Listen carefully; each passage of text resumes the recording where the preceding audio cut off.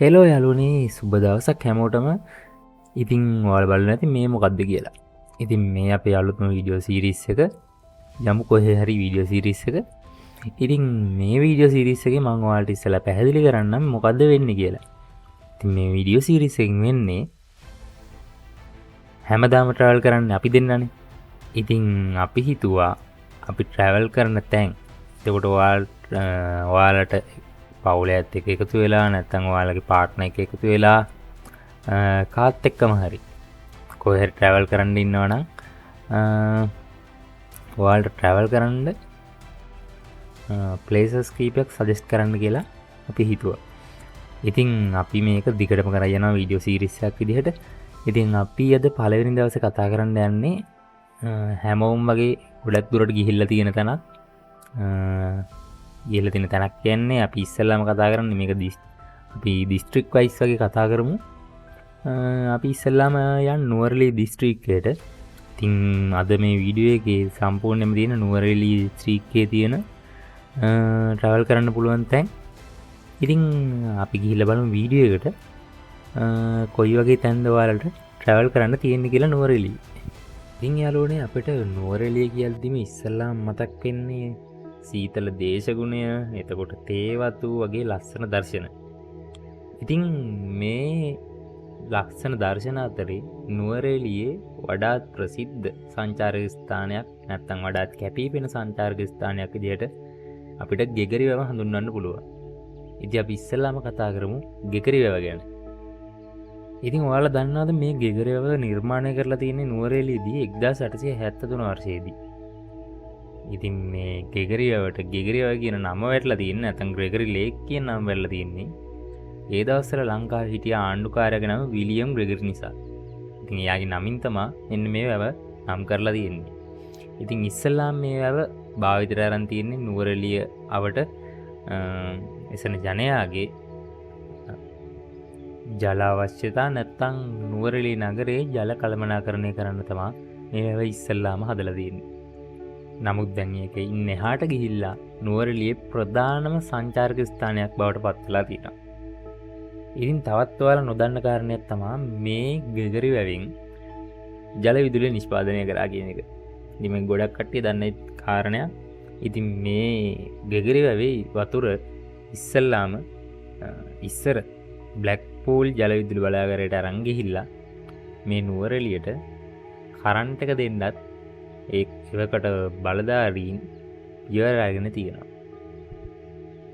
ඉතින් ගෙගරි වැවට આવුත් ඔයාලට මොනවද කරන්න පුළුවන්? ඉතින් හරිම ලේසි. ගොඩක් කට්ටිය මේ වෙද්දිත් දන්නවා. ඉතින් ගෙගරි වැවට එනවා නම් ඉස්සෙල්ලාම කතා කරන්නම් ටිකට් ප්‍රයිස් ගැන.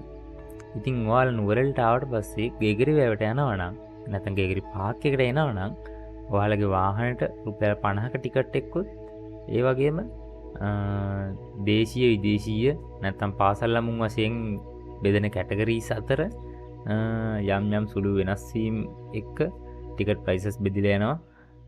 සාමාන්‍යයෙන් ලෝකල් කෙනෙක්ට නැත්නම් දේශීය සංචාරකයෙක්ට රුපියල් 150ක් වගේ ප්‍රමාණයක් තමයි මට මතක හැටියට ටිකට් එකක් වෙන්නේ. ඉතින් මේක ෆොරිනර්ස්ලට නැත්නම් විදේශීය සංචාරකයෝ අතරට යද්දී ගාන පොඩ්ඩක් වැඩි වෙනවා. ඉතින් ඔයා ගෙගරි පාක් එකට එන ඔයාලට කරන්න ඕන තරම් දේවල් තියෙනවා.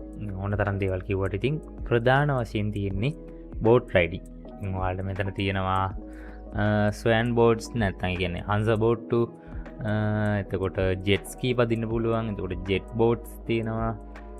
නැත්තං වැව්වට සුන්දරත්වය විඳලා එන්න බෝට් එකක් යන්න පුළුවන්. මේ ඔක්කොම රුපියල් 1000 ඉඳලා රුපියල් 5000 දක්වා සීමාව තුල එක එක ප්‍රයිසස් වලට ඔයාලට අත්විඳින්න පුළුවන්.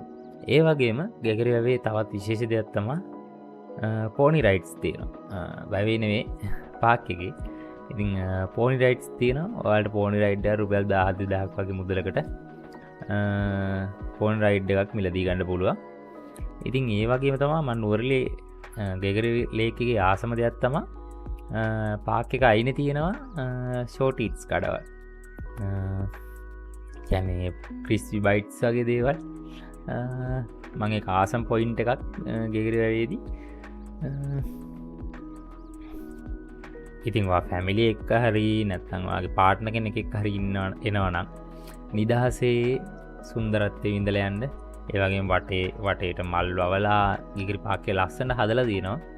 ඉතින් ඔයාලට ගෙගිරිවැවේ සුන්දරත්වය බලලා ඒ තැන් අපිරිසුදු කරන්න නැතුව ගෙගිරිවැවට ගිහිල්ලා ඔයාලගේ ට්‍රැවල් අත්දැකීම විඳින්න පුළුවන්.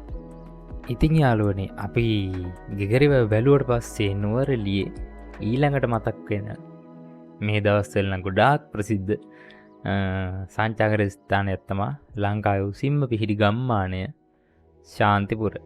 ඉතින් ශාන්තිපුර උසින්ම පිහිටි ගම්මානයකට ගම්මානය නෙවෙයි ප්‍රසිද්ධ මේ දවස්වල ඊගල්ස් view point එක. මොකද දැනට ලංකාවේ තියෙන උසම මිනිසා විසින් නිර්මාණය කරන ලද view point එක. ඒක අනිවාර්යෙන් කියන්න ඕනේ. මිනිසා විසින් නිර්මාණය කරන ලද view point එක ශාන්තිපුර ඊගල්ස් view point කියන එක. මොකද ඊට වැඩිය උසින් තියෙන view points තියෙනවා මිනිසා නිර්මාණය කරපු නැති. ඉතින් හින්දා අනිවාර්යෙන් කියන්න ඕනේ මිනිසා විසින් නිර්මාණය කරපු එකක් කියලා. ඉතින් ඔයාලා නුවරඑළිය එනවා නම් අමතක කරන්න බැරිම තැනක් තමයි ලංකාවේ උසම ගම්මානය ශාන්තිපුර.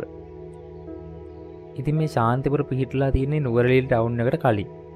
නුවරඑළිය ටවුන් එකට කලින් කිකිලියාමාන කන්දේ බෑවුමක තමයි මේ ශාන්තිපුර කියන ගම්මානය පිහිටලා තියෙන්නේ. ඉතින් මේ ගම්මානය මුහුදු මට්ටමේ ඉඳලා අඩි 6000කට වඩා උසින් තමයි පිහිටලා තියෙන්නේ. ඉතින් මේ ගම්මානයේ ඉතිහාසය සඳහන් වෙන විදිහට නම් මේ ගම්මානය ආරම්භ වෙලා තියෙන 1963 දී. ඉතින් මේකේ ඉතිහාසය නෙවෙයි වැදගත් වෙන්නේ. මේකේ වැදගත් වෙන්නේ view එක. ඉතින් view එක ගැන කියනවා නම් ශාන්තිපුර ඊගල්ස් view point එකට එන ඔයාට රුපියල් 500ක් හෝ 600ක් වගේ මුදලකට 360 view එකක් බලා ගන්න පුළුවන් නුවරඑළිය ටවුන් එකේ. ඉතින් මේ 360 view එකට එන ඔයාට නුවරඑළිය ටවුන් එක ගෙගරිවැව පිදුරුතලාගල කන්ද හග්ගල කන්ද සමහරක් වෙලාවට සමරල කන්ද නැත්නම් ශ්‍රීපාද පවා මෙතනින් බලන්න පුළුවන් මීදුම තිබ්බේ නැත්තම්. ඉතින් තවත් මං ආසම දෙයක් තමයි ඉර බැහැගෙන යන වෙලාවට මේ view point එකේ ඉන්න එක. ඉතින් මාරම eye catching දර්ශනයක් තමයි ඉර බැහැගෙන යනවා කියන එක මේ view point එක උඩින් නම් බලන එක. ඉතින් ඔයාලා ශාන්තිපුරට එනවා නම් view point එකෙන් විතර නවතින්න එපා. මොකද ශාන්තිපුර තව බලන්න දේවල් තියෙනවා. ඉතින් ඔයාලා ශාන්තිපුරට එනවා නම් view point එකට හැරෙන තැනින් හැරෙන්නේ නැතුව ටිකක් දිගට කෙලින් ගිහිල්ලා ඉවර වෙලා ඔයාලට හන්දියක් හම්බ වෙනවා. මේ හන්දියෙන් උඩ පාරට ගිහිල්ලා ඔයාලට යන්න පුළුවන් ශාන්තිපුර උසම ගෙදරට. උසම ගෙදරට යන්නත් පුළුවන්. උසම ගෙදර බලා ගන්න පුළුවන්. ඇතුළට යන්න දෙයිද නැද්ද කියන්න දන්නේ නැහැ මම. කොහොම හරි එතන තියෙනවා ඔයාලට ඇතුළට යන්න පොඩි ෆයින් කැලයක් වගේ. ඉතින් එතනට ගිහිල්ලා බලන්න එතන වෙනම view එකක් තියෙනවා. එතන ඇතුලේ තියෙන පරිසරේ පට්ටම වෙනස්. ඉතින් ඔයාලා අනිවාර්යෙන් එතනටත් ගිහිල්ලා බලන්න view point එකට විතරක්ම යන්න එපා. වටේ ගැනත් පොඩ්ඩක් අවධානයෙන් යන්න. ආදර කතාවක්. තේවතු මැද්දෙන් යන සුන්දර ගමන. සෝබාදහමේ අපූර්ව නිර්මාණයක්. මම මේ මොනවද කියන්නේ? ඉතින් මම මේ කියන දේවල් වලට අනුව අපේ අද තුන්වෙනි travel place එක තමයි ආදරවන්තයන්ගේ දියඇල්ල නැත්නම් lovers sleep waterfall. නුවරඑළියේ හම්බෙන තවත් විශේෂ ස්ථානයක් තමයි මෙන්න මේ දියඇල්ල. ඉතින් ඔයාලට නුවරඑළිය ටවුන් එකේ ඉඳන් කිලෝමීටර් 2ක් 3ක් වගේ දුරකින් මෙන්න මේ ඇල්ල බලා ගන්න පුළුවන්. මේ ඇල්ල පිහිටලා තියෙන්නේ හාවැලිය කියන ග්‍රාමයේ නැත්නම් ප්‍රදේශයේ. ඉතින් මේ ඇල්ල අඩි 100ක පමණ උසකින් නැත්නම් මීටර් 30ක පමණ උසකින් දිස් වෙනවා. ඒ වගේම මේ ඇල්ල ගාවට යන ඔයාට නුවරඑළිය view එකත් බලා ගන්න පුළුවන්. ඉතින් මේ දිය ඇල්ලට ජලය සැපෙන්නේ පිදුරුතලාගල කන්දෙන් එන පොඩි ඇල මාර්ග උල්පත් වගේ දේවල් වලින්. ඉතින් මේක වැසි කාලෙට මාරම ලස්සන ලුක් එකක් ගෙනත් දෙනවා. ඉතින් මම දන්නවා ඔයාලට දැන් තියෙන ලොකුම ප්‍රශ්නේ තමයි ඇයි මේකට ආදරවන්තයන්ගේ දිය ඇල්ල නැත්නම් පෙම්වතුන්ගේ දිය ඇල්ල නැත්නම් lovers sleep waterfall කියලා කියන්නේ කියලා. ඉතින් මේකට සංවේදී කතාවක් තියෙනවා. ඉතින් මේකේ එක කට්ටිය එක එක විදිහට තමයි මේ කතාව කියන්නේ.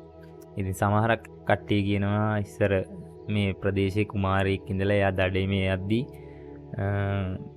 කුමාරිකාවක් දැකලා ඉවරලා ඒ දෙන්න ආදරෙන් බැඳිලා ඊට පස්සේ ඒ කට්ටියගේ පවුල් වලින් නැත්නම් රජ පවුල් වලින් ඒ දෙන්නට කැමැත්ත දුන්නේ නැති නිසා මේ දෙන්න මේ දිහැල්ලෙන් පහළට පැනලා ජීවිතේ නැති කරගෙන තියනවා කියලා. ඉතින් තවත් කට්ටියක් කියනවා පිට රටක ඉඳන් ආපු කපල් එකක් ඒ දෙන්නටත් ඔය වගේ පවුල් පසුබිම ප්‍රශ්නයක් ඇති වෙලා මෙන්න මේ දිහැල්ලෙන් පහළට පැනලා සියදිවි නසාගත්ත කියලා ඒ වගේ ජනප්‍රවාද දෙකක් තියෙනවා. ඉතින් කොහොම හරි මෙන්න මේ පැනලා මරුණ කියන එක ඒ වගේම ආදරවන්තයෝ කියන එක එකට එකතු කරලා තමයි ලවර් ස්ලීප් කියලා නැත්තම් පෙම්වතුන්ගේ පැනීම කියන එක එකතු කරලා තමයි මේ ලවර් ස්ලීප් වෝටර්ෆෝල් කියලා නැත්තම් ආදරවන්තයන්ගේ දියැල්ල පෙම්වතුන්ගේ දියැල්ල කියලා මේකට නම දාලා තියෙන්නේ. ඉතින් අපි ඊළඟට කතා කරමු නුවරඑළිය හදවතේ පිහිටලා තියෙන ලස්සන තැනක් ගැන. ඉතින් වර්ණවත් මල් වලින් එතකොට සීතල වාතයෙන් ඒ වගේම එක එක ගස් කොළන් වලින් වගේම කුඩා සතුන්ගෙන් පක්ෂීන්ගෙන් පිරීලා තියෙන නුවරඑළිය ටවුන් එක මැද්දේම තියෙන තැනක් තමයි ද වික්ටෝරියා පාක් කියන්නේ. ඉතින් ඔයාලා දන්නවද මේ වික්ටෝරියා පාක් එක ඉස්සෙල්ලාම භාවිතා කරලා තියෙන්නේ හග්ගල උද්භිද උද්‍යානයේ නැත්තම් හග්ගල මල්වත්තේ පර්යේෂණ භූමියක් ලෙස. ඒ කියන්නේ මේ හග්ගල මල්වත්තර නැත්තම් උද්‍යානයට මොකක් හරි පැලයක් හෝ නැත්තම් මලක් හෝ ඉස්සල්ලාම පැල කරන්න කලින් එතන ගිහිල්ලා මෙන්න මේ වික්ටෝරියා පාක් එකේ පැල කරලා බලනවා මේක පැලවෙනවද මේකේ මොකක් හරි අහිතකර දෙයක් තියනවද ඒ වගේ දේවල් බලලා චෙක් කරලා තමයි හග්ගල මල්වත්තට ඇරයි යන්නේ. ඉතින් මේක ඉස්සර මේ විදිහට භාවිතා කරලා තියෙනවා. ඉතින් මේකට ඉස්සර එහෙම කිසිම නමක් තිබිලා නැහැ. වික්ටෝරියා පාක් කියලා නමක් තිබිලා නැහැ.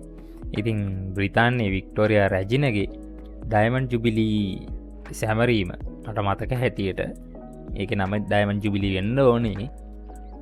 ඉතින් අන්න ඒ සැමරීම නිමිත්තෙන් තමයි මෙන්න මේ පාක් එක වික්ටෝරියා පාක් කියන නමින් හඳුන්වලා තියෙන්නේ. ඉතින් වික්ටෝරියා පාක් එකට යන ඔයාලට පොඩි ටිකට් ප්‍රයිස් එකක් අඩංගු වෙනවා. ඉතින් ඒ ටිකට් ප්‍රයිස් එක අඩංගු වෙනට වැඩිය ඔයාලට අවුලයක් එක්ක නැත්නම් ඔයාලගේ පාර්ට්නර්ත් එක්ක ගිහිල්ලා මාරම නිදහසේ මාරම කූල් එකේ මෙන්න මේ වික්ටෝරියා පාක් එක ගත කරන්න පුළුවන්.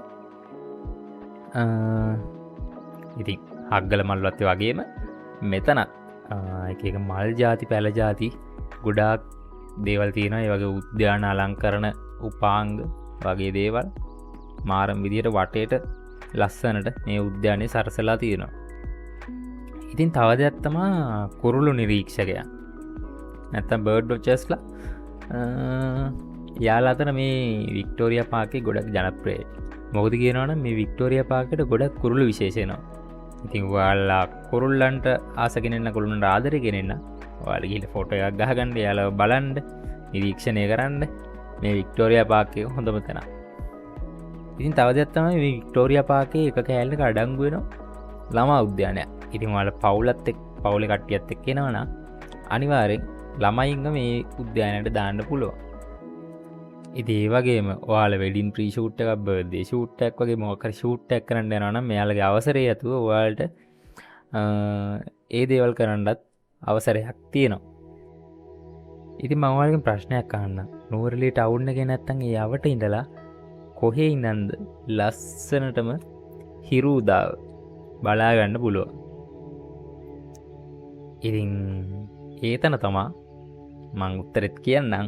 ඒතන තමයි නුවරඑළියේ තියෙන සිංගල් ට්‍රී හිල්. ඉතින් සිංගල් ට්‍රී හිල් නැත්තම් වන් ට්‍රී හිල් කියන්නේ නුවරඑළියේ තියෙන ලස්සනම කඳු මුදුනක් ඉතින් මේක මුහුදු මට්ටමේ ඉඳලා මට මතක විදිහට අඩි 2000ක් වගේ අඩි 2000 සෝරි මීටර 2000ක් වගේ උසකට විහිදෙනවා. ඉතින් ඔයාලා දන්නවද මේ සිංගල් ට්‍රී හිල් නැත්නම් වන් ට්‍රී හිල් කියන නම ලැබුණේ කොහොමද කියලා? ඉතින් ඒක පොඩි දෙයක් නමේම තියෙන උත්තරේ. ඉතින් මේ කන්ද උඩ තනි ගහක් තියෙනවා. ඉතින් අනිත් තැන් ඔක්කොම ප්ලේන් වගේ තියෙද්දි ඒ තනි ගහ විතරක් කන්ද උඩ තියෙන නිසා තමයි මේකට සිංගල් ට්‍රී හිල් නැත්නම් වන් ට්‍රී හිල් කියලා නම ලැබිලා තියෙන්නේ. අදටත් ඔයාලට ගියොත් එහෙම ඒක බලා ගන්න පුළුවන්. ඉතින් මේ කන්දේ උඩටම ගියාට පස්සේ ඔයාලට වටේ ලස්සන වීව් එකක් බලා ගන්න පුළුවන්. නුවරේ ටවුන් එක, පිදුරුතලාගල, ගෙගරිය ඒ වගේ ගොඩක් තැන් ඔයාලට මේ සිංගල් ට්‍රී උඩදී බලා ගන්න පුළුවන්. ඉතින් විශේෂයෙන්ම කියන්න ඕනේ මෙතන විශේෂම කාරණේ තමයි මේ සිංගල් ට්‍රී උඩ පන්සලක් තියෙනවා. ඉතින් ගමේ කට්ටිය කියන්නේ කන්දේ පන්සල කියලා. ඔයාලට නුවරලි ටවුන් එකේදී සමහරට දැක ගන්න පුළුවන් ඈතින් පේනවා තාමත් හදන ගමන් ඉන්න සමාධි බුද්ධ ප්‍රතිමාව. ඉතින් අන්න ඒක තමයි සිංගල් ට්‍රී හිල් කියන්නේ. මේක නිකන් මහායාන බුද්ධහමට හරියන විදිහට ඒ අර ගෘහ නිර්මාණ ශිල්පයේ ඒ වගේ තමයි. ඒ කියන්නේ චයිනීස් ජපනීස් වගේ අන්න ඒ ගෘහ නිර්මාණ ශිල්පයකට තමයි මේ පන්සල නිර්මාණය කරලා තියෙන්නේ. ඇත්තටම මේ මාර ලස්සනයි එතන. මං හිතනවා මේ බුදු පිළිමෙත් හැදුනට පස්සේ ගොඩක්ම ලස්සන වෙයි කියලා. ඉතින් මම මුලින්ම කිව්වා වගේ මේ සිංගල් ට්‍රී හිල් එක මාරම ජනප්‍රියයි හිරුදාව බලන්න. ඉතින් මෙතෙන්ට හිරුදාවේ ලස්සන වීව් එකක් ඔයාලට බලා ගන්න පුළුවන්. හරි ඉතින් යාළුවනේ අද අපි ස්ථාන 5ක් ගැන කතා කරා. ඔයාලට නුවරඑළිය ගිහිල්ලා බලන්න පුළුවන් ඔයාලගේ පාර්ට්නර් එක්ක හෝ ෆැමිලි එකත් එක්ක නැත්නම් තනියම යනවා නම් එහෙමයි. ඉතින් ඔයාලට ඔය මොන විදිහකින් ගියත් බලා ගන්න පුළුවන් ලස්සන ප්ලේසස් 5ක් තමයි දරන් ආවේ. ඉතින් ඊළඟ එපිසෝඩ් එකකිනුත් අපි අරන් එනවා තවත් ප්ලේසස් 5ක්. ඉතින් අපි දවසින් දවස බලමු මේ පුංචි රටේ තව කොයි තරම්නම් තැන් තියෙනවද අපිට සෝබා දහම නැත්තම් ට්‍රැවල් ජීවිතේ අත්විඳින්න කියලා.